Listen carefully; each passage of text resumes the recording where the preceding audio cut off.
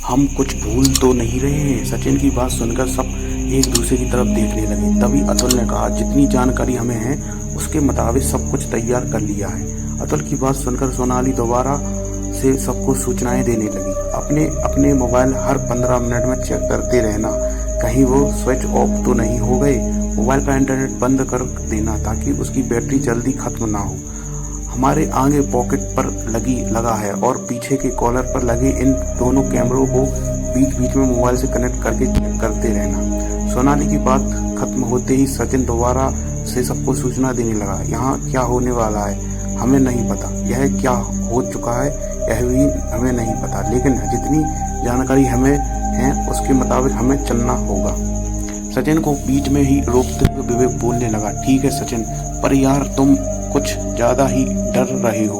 विवेक, ये मैं आप लोगों को डराने के लिए नहीं कह रहा हूँ, क्योंकि हम जिस बंगले में हैं यहाँ से 10 किलोमीटर के रेडियस में कोई इंसानी बस्ती नहीं है। इसका मतलब इस सन्नाटे में अगर हम चारों एक साथ पूरी ताकत से भी चिल्लाएंगे फिर भी किसी तक हमारी आवाज़ नहीं पहुँचेगी। आप लोगों को तो नहीं पता, लेकिन मैंने तो अपनी ज़िंदगी में कभी भी इस तरह के डर का सामना नहीं किया। सचिन की गंभीर आवाज़ को सुनते हुए सोनाली बोली, सही कहा, हमें सब कुछ याद करके रखना है। किसी भी हालत में अपने साथी को अकेला नहीं छोड़ना है। अगर किसी बंद दरवाजे की दूसरी तरफ से कोई तुमको आवाज़ देता है तो पलटकर उस आवाज़ को जवाब नहीं देना है। अगर दरवाजे की दूसरी तरफ से कोई दस्तक देता है तब भी आपको वह दरवाज़ा नहीं खोलना चाहिए, चाहे वह चीखे चिल्लाए रोए गिड़गिड़ाए, क्योंकि हमें फंसाने के लिए वह शक्ति कुछ भी कर सकती है। पर हम यहाँ राहुल को ढूंढने आए हैं। अगर किसी कमरे में राहुल फंसा हुआ हो और वहाँ हमें आवाज़ दे तो क्या करें? विवेक का सवाल जायज था। उसकी बहुत बात सुनकर सचिन धीमी आवाज़ में सबकी तरफ देखते हुए एक एक बात समझाने लगा। बताता हूँ, ध्यान से सुन लेना। मान लो अगर किसी कारणवश हम पिछड़ जाते हैं तो अपनी बात को बीच में ही काटते हुए सचिन ने जमीन पर रखा एक बक्सा खोला और उसमें रखे पेन और कुछ कोरे कागज के टुकड़े दिखाते हुए बोला, इस बक्से में 2-2 पेन का सेट है और मजबूत धागा भी है। हमें 2 पेन अपने पॉकेट के साथ मजबूती से बांधने हैं, साथ ही एक कुछ कोरे कागज हमारे नीचे वाले पॉकेट में रखने हैं। मान लो अगर हम पिछड़ जाते हैं तो जिस भी कमरे में हमें अपने दोस्तों के होने की मौजूदगी का अंदेशा होता है उस पर हम अपना नाम लिखकर दरवाजे की दूसरी तरफ सरकाना है, ताकि अंदर जो भी है उसे यह पता चले कि दरवाजे के बाहर कौन खड़ा है। फिर दरवाजे की दूसरी तरफ जो होगा वह उस कागज पर अपना नाम लिखकर तुम्हें दोबारा वह कागज दरवाजे के नीचे से देगा। यही बात राहुल को ढूंढने पर भी लागू होती है। सचिन की बात सुनते हुए सोनाली ने कहा, मतलब अगर राहुल हमें किसी कमरे से आवाज़ लगा रहा है तो हमें अपना नाम कागज पर लिखकर दरवाजे के नीचे से राहुल को वह कागज और पेन देना है। अगर कमरे की दूसरी तरफ राहुल है तो वो अपना नाम लिखकर हमें अपने होने की जानकारी देगा और उसके बाद ही हमें वो दरवाज़ा खोलना है। सब सोनाली की बात ध्यान से सुन रहे थे। उसने फिर एक बार अपने सभी दोस्तों की तरफ देखते हुए कहा, हम सबको एक बात समझनी है, यहाँ पर मौजूद वह आत्मा अपना नाम नहीं बताएगी और ना ही हम लोगों को झूठा नाम कागज पर लिखेगी। अगर दरवाजे के नीचे से सरकारी हमारी चिट्ठी का जवाब नहीं मिलता तो समझ लेना इस कमरे के भीतर राहुल अब हमारा पिछड़ा साथी नहीं है, और अगर उस कमरे के भीतर से कोई आवाज़ दस्तक नहीं आती है तभी हमें वह दरवाज़ा खोलकर उस जगह उजाला करना है। सोनाली की बात सुनकर अतुल हैरान हो गया, दिखाते हुए बोला, सोनाली लगता है तुमने भी काफी जानकारी इकट्ठा की है। अतुल की बात सुनकर सोनाली कुछ बोले तभी विवेक बोल पड़ा, सोनाली राहुल के पीछे, राहुल भूतों के पीछे और वे भूत हम सब के पीछे, टू मच फन।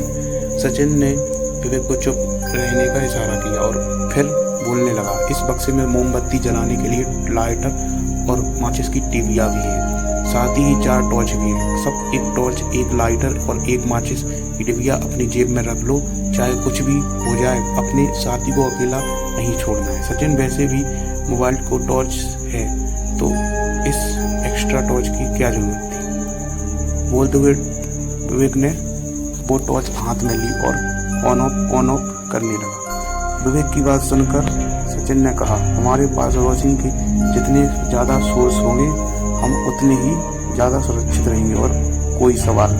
सचिन की वह गंभीर आवाज उस जगह फैले वीराने सन्नाटे में गूंज रही थी। सचिन की बात सुनकर सब खामोश नजरों से एक दूसरे की तरफ देखने लगे। बोट चलो, चीजें उठाओ, जैसा कहा है वैसा करो। सबकी नजर अपने हाथों में लिए मोबाइल की स्क्रीन पर थी। 12 बज चुकी थी। सब तैयारी में जुट गए थे। 2 पेन अपने अपने शर्ट के पॉकेट से मजबूती से बांधने लगे। सोनाली ने एक बार लाइटर जलाकर चेक किया और अपनी जीन्स की दाई पॉकेट में लाइटर और बाई पॉकेट में माचिस की डिब्बियां रखी। अतुल ने कोरे कागज पिछले पॉकेट में सरकाए। विवेक पेन को शर्ट के पॉकेट से बांध रहा था। तभी सचिन का मोबाइल वाइब्रेट हुआ। मोबाइल की स्क्रीन पर नंबर देखते हुए सचिन ने कॉल रिसीव किया। बोलो ना। सचिन की आवाज़ सुनते ही सबकी नजरें उस पर गईं। अपने दोस्तों की तरफ देखते हुए उसने हाथ से 2 मिनट का इशारा करते हुए धीमी आवाज में वो फोन पर बातें करने लगा। चिंता मत करो, हमें कुछ नहीं होगा, ठीक है, मैं अपना पूरा ख्याल रखूंगा, लव यू जान।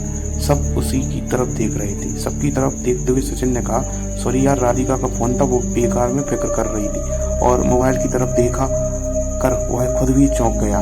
उसके हाथ में मोबाइल ही नहीं था। उसका मोबाइल अभी भी उसकी पॉकेट में ही था। वो समझ गया था कि कुछ अजीब सा हो रहा है। सबको इस तरह डरा हुआ देखकर सचिन धीमी आवाज में बोला, मैं मजाक कर रहा था, चलो काम पर लगते हैं। लेकिन सोनाली को पता चल चुका था कि वो मजाक नहीं कर रहा था। रात के 12:30 बज चुके थे। सबने एक दूसरे की तरफ देखा और बिना कुछ बोले नजरों से इशारा करते हुए 2-2 की टीम में बट गए। हाली के बीचों बीच रखा दूसरा बक्सा सोनाली ने खोला और उसमें से एक मोमबत्ती निकाली।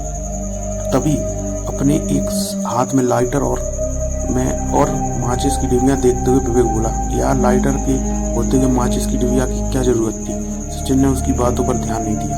सबकी तरफ देखते हुए सोनाली ने कहा, सबसे पहले हम हॉल के भीतर कुछ मोमबत्तियां जलाकर रखते हैं ताकि यहाँ पर उजाला हो सके। उसने टॉर्च जमीन पर रख दी, जेब से लाइटर निकाला और अंगूठे से उसका बटन दबाया, पर लाइटर जल नहीं रहा था। उसने दोबारा कोशिश की और फिर लाइटर की खट खट की आवाज, इस तरह की आवाज उस बड़े से खाली बड़े हॉल के अंदर हर कोई साफ साफ सुन रहा था। 1 2 3 4 5 सोनाली लगातार लाइटर जलाने की कोशिश कर रही थी, पर कोई फायदा नहीं हुआ। यह देखकर सब हैरान हो गए। सोनाली के हाथ का लाइटर न जलता देख हर किसी ने अपने पॉकेट से लाइटर निकाला और चेक करने लगे, और मानो सबके होश ही उड़ गए। किसी के भी हाथ का लाइटर नहीं जल रहा था। हर कोई डर भरी निगाहों से एक दूसरे की तरफ देखने लगा। विवेक का तो गला ही मानो सूख गया था। सब कोशिश कर रहे थे। खट खट खट उस बंगले के भीतर गहरे काले सन्नाटे में सिर्फ लाइटर को जलाने की आवाज गूंज रही थी, और अगले ही पल सबके हाथ के लाइटर जैसे एक साथ जल पड़े। सब एक दूसरे की तरफ देखने लगे। अपनी सांसें थमकर हाथ में जलता हुआ लाइटर की पीली लौ को देखते हुए सोनाली ने सब दोस्तों की ओर नजर डाली और कहा, शायद खेल शुरू हो चुका है।